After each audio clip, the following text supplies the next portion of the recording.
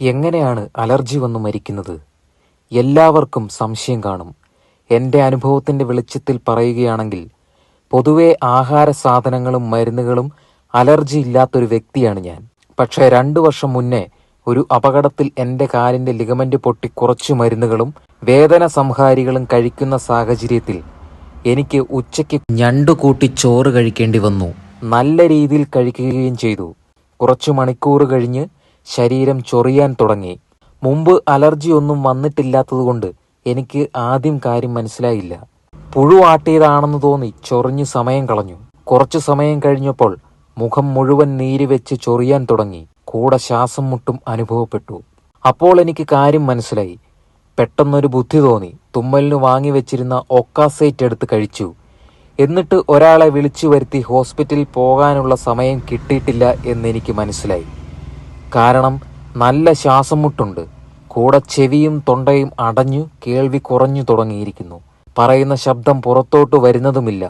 Vocal അടഞ്ഞിരിക്കുന്നു. പിന്നെ ഒന്നും നോക്കിയില്ല. ഭാര്യയെ പിടിച്ച് അടുത്തിരുത്തി ഒടിഞ്ഞ കാലുമായി കാർ എടുത്തുപോയി. കാറിൽ കയറിയപ്പോൾ തന്നെ എൻ്റെ കസിൻ ബ്രദറിനെ അവൾ വിളിച്ച് കാര്യം പറഞ്ഞു. 1.5 കിലോമീറ്റർ വണ്ടി ഓടിച്ചെന്നപ്പോൾ അവൻ വന്നു. എന്നെ ഇറക്കി അവൻ ഡ്രൈവ് ചെയ്തു. അപ്പോഴേക്കും എനിക്ക് ശരീരത്തിൻ്റെ നീര് കാരണം കണ്ണുകൾ 10% മാത്രമേ തുറക്കാൻ കഴിഞ്ഞുള്ളൂ.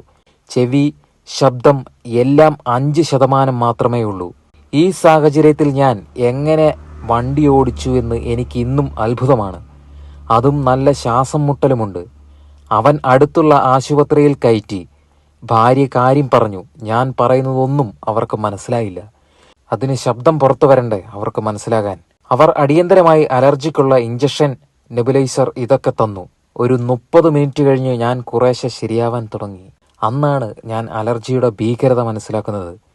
നമ്മുടെ ശരീരത്തിന് പുറത്തു നിന്ന് നീര് വരുന്നത് പോലെ ഉള്ളിലും ആന്തര അവയവങ്ങൾക്ക് നീരുണ്ടാവും.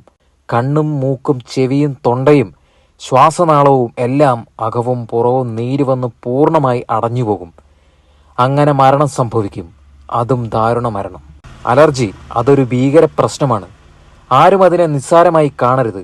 എത്രയും പെട്ടെന്ന് ആശുപത്രിയിലെത്തണം.